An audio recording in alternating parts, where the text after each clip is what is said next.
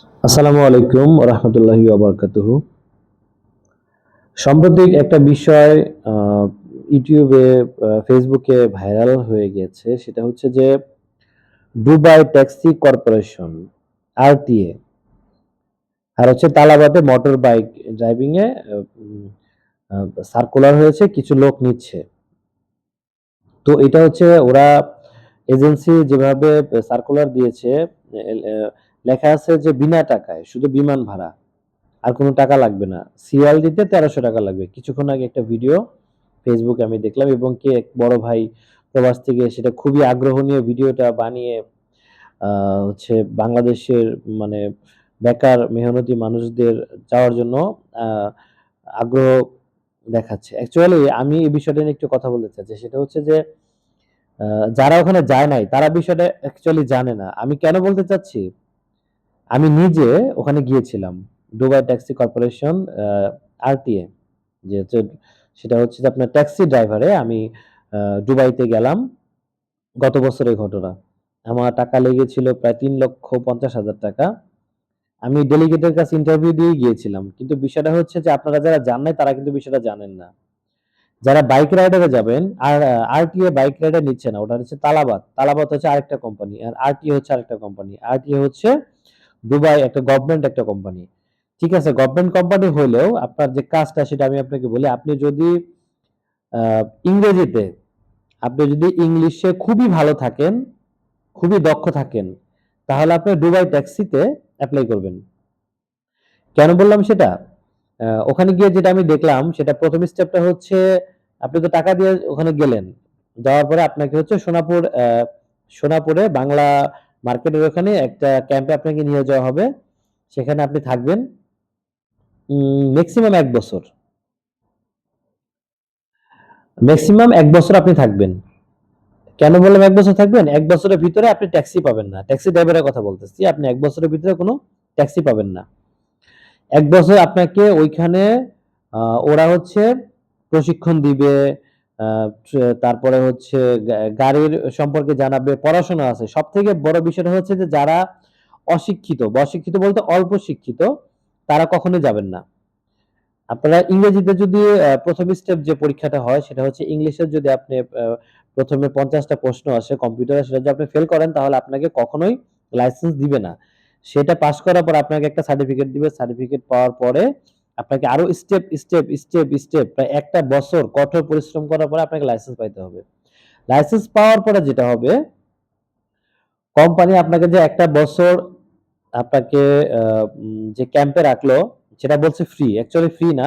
সেটার একটা কস্টিং 1 বছর পরে আপনার স্যালারি থেকে কাটবে।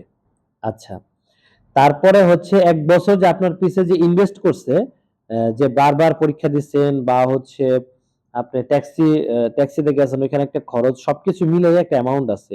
ওই অ্যামাউন্ট আপনি যে টাকাটা ইনকাম করবেন সেখান থেকে কর্তন করা হবে।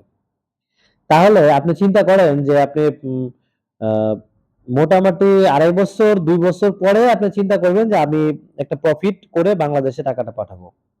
এখন ফিক্সড যে স্যালারির কথা বলা হয়েছে, আপনার মোটরসাইকেলের ব্যাপারে যেটা বলতেছি, সেটা হইতেছে যে ফিক্সড স্যালারি এটা আপনাকে দিবে আপনার কাজের উপরে। আপনি কাজ যদি না করেন, ফিক্সড স্যালারিটা আপনাকে দিবে না। ধরেন আপনি ফিক্সড স্যালারিতে গেছেন, কিন্তু আপনি কাজ করতেছেন না, মোটরসাইকেল চালাইতেছেন না বা বাইরে যাচ্ছেন না, আপনাকে কি সেই টাকাটা দিবে কোম্পানি? কখনোই দিবে না। এটা হচ্ছে কমিশন ভিত্তিক একটা কাজ। এখন আমার যে বক্তব্য সেটা আমি আপনাকে বলি, কারো কথায় মানে প্রলোভিত হয়ে আপনারা কেউ হচ্ছে উম, এই দুবাই ট্যাক্সি কর্পোরেশন আগে যাবেন না। এখানে প্রচুর দালালের খপ্পর আছে। আপনাকে ঠিকই বলবে যে টাকা লাগবে না, কিন্তু আপনার কাছ থেকে 3 লক্ষ টাকা হাতিয়ে নিবে। তারপরে আপনাকে 1 বছর ওখানে বসে বসে খাইতে হবে। ওইখানে খাওয়ার খরচ আছে, সেটা আপনাকে বহন করতে হবে।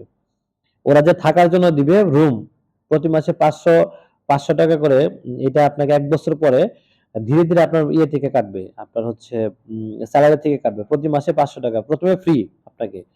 তো এটা আমি গিয়েছি ভাই, আমি গিয়ে সেটা দেখে তারপরে আমি যখন দেখলাম যে না এইখানে এইভাবে আমার হচ্ছে না, তখন আমি কি করলাম, 1 মাস 1.5 মাস পরে ব্যাক করে চলে আসছে। আমার সাথে শুধু আমি না, আমার সাথে আরো অনেক লোক চলে আসছে। এবং আমরা আসার পরে গুলশানে একটা অফিসে থেকে আমি গিয়েছিলাম, সেখানে গেলাম, যাওয়ার পরে বললাম যে ভাই এই ঘটনা, আমি এইভাবে আমার পরিস্থিতি, আমাকে কি করবেন? পরে গুলশান ওখান থেকে আমাকে হচ্ছে 1 লক্ষ টাকা রিটার্ন দেয়, কিন্তু আমাকে নেওয়ার জন্য খরচ হয়েছিল 1 লাখ টাকা। আমার কাছ থেকে নিয়েছিল 3.5 লক্ষ টাকা, আমাকে 1 লাখ টাকা রিটার্ন দিয়েছিল, সেটাও অনেক কষ্টের পরে। তো এটা আপনারা সবাই রিটার্ন নিতে পারবেন না কোন এজেন্সি থেকে, কিন্তু আপনারা যে যাবেন খুব ভাইবা চিন্তা বুঝা তারপরে দুবাই ট্যাক্সি কর্পোরেশনে যাবেন। যদি আপনাদের মনে করেন যে বাড়িতে জমি জমা আছে, সেটা বিক্রি করে সেই টাকাটা আপনাকে দুবাইতে বাবা মা পাঠাতে পারবে, তাহলে আপনি যান। কারণ 1 বছরে একটা মানুষের খাওয়া খরচ আছে, অনেক খরচ আছে। 1 বছরে কোনো টাকায় আপনি ইনকাম করতে পারবেন না। এখন বললেন বাইরে কাজ করব, বাইরে কাজ করে আপনি ইনকাম করতে পারবেন না দুবাই সিটিতে। তো ভাষার একটা ব্যাপার আছে। আমি পুরান, আমি সৌদি প্রবাসী, আমি সৌদিতে ড্রাইভিং করি, তারপর আমি দুবাই ট্যাক্সি কর্পোরেশনে ফেল করেছি বলতে কি, লং প্রসেসিং, যে লং প্রসেসিংটা আমার জন্য মানে সেটা সম্ভব না, পরে আমি ব্যাক করে চলে আসছি। এখন আপনারা যদি মনে করেন যে যাবেন তাহলে যান, কিন্তু কি করবেন, আহ, যদি বাড়িতে টাকা পয়সা থাকে, তো টাকা পয়সা মোটামুটি দুই 2 লাখ টাকার মতো হাতে করে নিয়ে তারপর যায়েন, কারণ ওখানে হচ্ছে প্রচন্ড খরচ, ওই খরচটা আপনি ক্যারি করতে পারবেন না। গেলে বুঝবেন, না গেলে বুঝবেন না। তা আমি যেটা, আমার বক্তব্য, ভাইবা চিন্তা আপনারা পাসপোর্টটা জমা দেন দুবাই ট্যাক্সি কর্পোরেশনে, আরটিআর এ। এখানে দালাল আছে, সাবধান, খুবই সাবধান, দালালের খপ্পরে পড়েন না। আর এখানে ফ্রিতে হলেও যায়েন না। মানে আমার বক্তব্য যেটা, যে আপনাদের মাগনা নেয়, ধরেন ফ্রিতে নিল, তাও যায় না, তাও কমপক্ষে আপনার 3 লাখ টাকা খরচ হবে ওই দেশে যাওয়ার পরে। সে টাকাটা আপনাকে কি করতে হবে, দেশের থেকে নিতে হবে। আপনি যদি নিতে পারেন তাহলে আলহামদুলিল্লাহ যান। আর আমি যতটুকু মনে করি, যারা বিদেশ যায় তারা অবশ্যই বড় লোকের সন্তানরা বিদেশ যায় না, গরিব মানুষ যারা তারাই বিদেশ যায় 2 টাকা ইনকাম করার জন্য। তো যায় যদি আপনি বাড়ি থেকে 2-3 লাখ টাকা টানিয়ে দিতে হয়, তাহলে তো আপনার যাওয়ার দরকার নেই। এখন ফ্রিতে গেলেন, যাওয়ার পরে টাকাটা লাগবে। আমি গিয়েছিলাম, আমি দেখে আসছি। আচ্ছা, আরেকটা বিষয় হচ্ছে যে মোটরসাইকেলের যে বিষয়টা, মোটরসাইকেলে প্রচন্ড পরিমাণে কষ্ট। এই কষ্টের কোনো সীমা নাই। আপনি, আপনার চেহারা থাকবে না, 30-35 ডিগ্রি সেলসিয়াস তাপমাত্রার মধ্যে আপনাকে বাইক রাইড করতে হবে। এখন ভাবতেছেন যে 83,000 বেতন, 83,000 বেতন এত সহজ না, সম্ভব না উঠানো। এটা আপনি, এটা আসলে যারা করতেছে তারা বুঝতেছে মজাটা কি। যারা নতুন যাবেন আপনারা, এটা খুবই কষ্টসাধ্য ব্যাপার। আমি ওখানে অনেক মোটরসাইকেল তালাবাজ যারা, তাদের সাথে কথা বলছি, তাদের সাথে কথা বলে দেখছি তারা কি কাজ করে, কোন দোকান থেকে অর্ডার নেয় সেটাও দেখছি।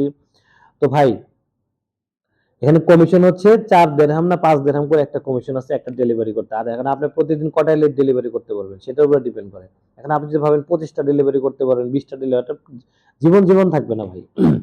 তার থেকে সব থেকে ভালো হচ্ছে আপনি অন্য কোনো ভালো দেশে যান, অন্তত দুবাই ট্যাক্সি কর্পোরেশন যেটা, সেখানে আপনি ঢুকবেন না। এটা হচ্ছে আমার পক্ষ থেকে কথা। এখন বাকিটা ভাই আপনাদের ইচ্ছা। ভালো থাকবেন। অনেক অন্যের ভিডিও দেখে মানে ফ্রিতে বলতেছে, ফ্রি না রে ভাই। কমপক্ষে 1 লাখ টাকা যদি এজেন্সি মিলে যদি আপনার থেকে 1-1.5 লাখ টাকাও নেয়, ধরেন 1.5 লক্ষ টাকা নিল টিকিট ফিকিট সব দিয়ে, ওই দেশে যাওয়ার পরে আপনার কমপক্ষে 3 লাখ টাকা খরচ হবে। 1 বছর আপনার খাওয়া খরচ, আপনি যদি ধূমপান করেন সেটার খরচ, বিভিন্ন খরচ মিলে কমপক্ষে 3 লাখ টাকা খরচ হবে। আপনি যদি সেটা ক্যারি করতে পারেন, যান, সমস্যা নাই। আর লাইসেন্স পাইতে হলে আপনার 1 বছর লাগবে। ওই 1 বছর আপনাকে বসে খাইতে হবে। বাকিটা আপনার ইচ্ছা ভাই।